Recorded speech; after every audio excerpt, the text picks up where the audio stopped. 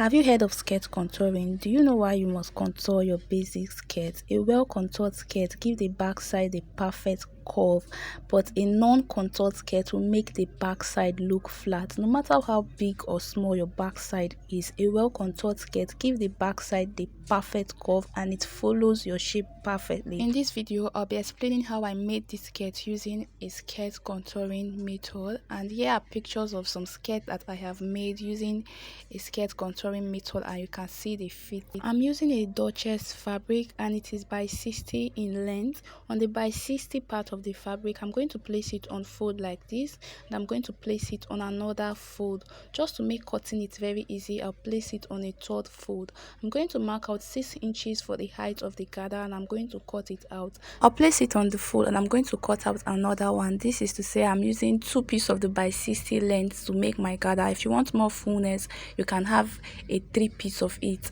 So next, I'm going to ensure that I join the edges together to get a cycle, and I'll go ahead to weave it all around before I make my gather. Still on fold, I'll be cutting out 4.5 inches for the waistband. I would adjust the length to my actual waist measurement later on.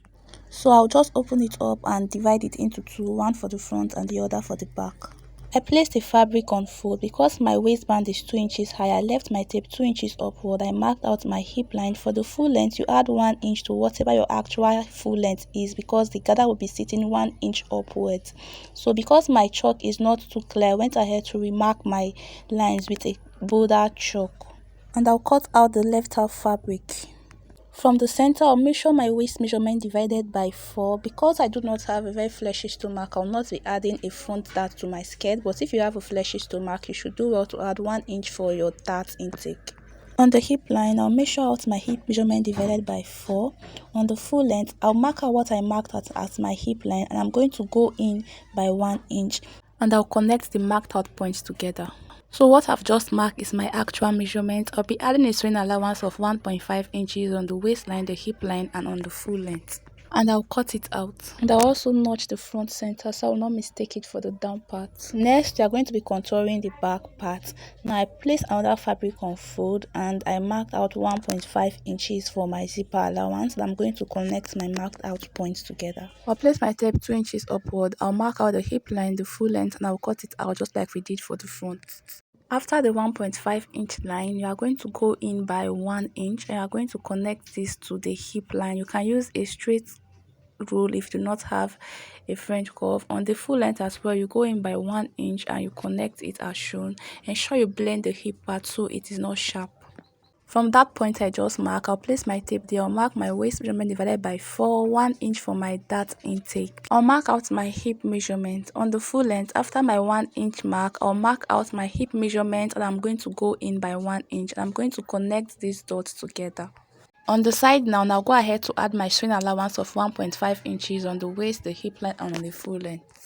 Now on the back side, to add your zipper allowance, you are going to follow the curve, and for my zipper allowance I'm using 1 inch. So I'll go ahead to mark my 1 inch following my curve at the back part so that I can have a contoured back part. You can see the shape it is giving.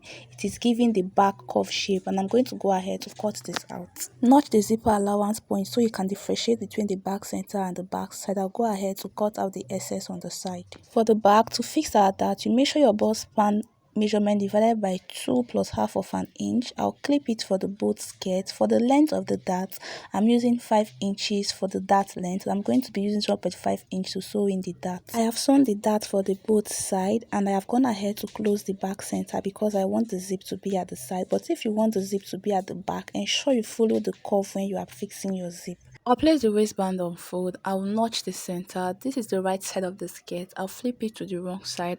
To sew the band, the right side of the band will face the wrong side of the skirt, and you go ahead to sew. After sewing it, you should have this. You flip it to the right side, maintain the height of your band, and you are going to sew it to cover up your first stitch. You are top stitching on it, very tiny stitch. You do the same thing for the waistband of the back, and you place the two sides together and you shape the side. For the gather, after I have weaved it, I took a very long threaded needle and I made a back and forth stitch on 1 inch point on the gather, as this is very easy to use in making gather for me. So I'm going to ensure that I spray the fullness of the gather all around. Whatever you have as the width of the down skirt part, that is what should also be the width of your gathered part. I have fixed my zipper. I fixed it at the side following my measurement and my hip curve. And for the back, if you're fixing at the back, just follow the curve at the back as well. To sew the gather to the skirt, you're going to place the gather 1 inches upward and you are going to top stitch on it.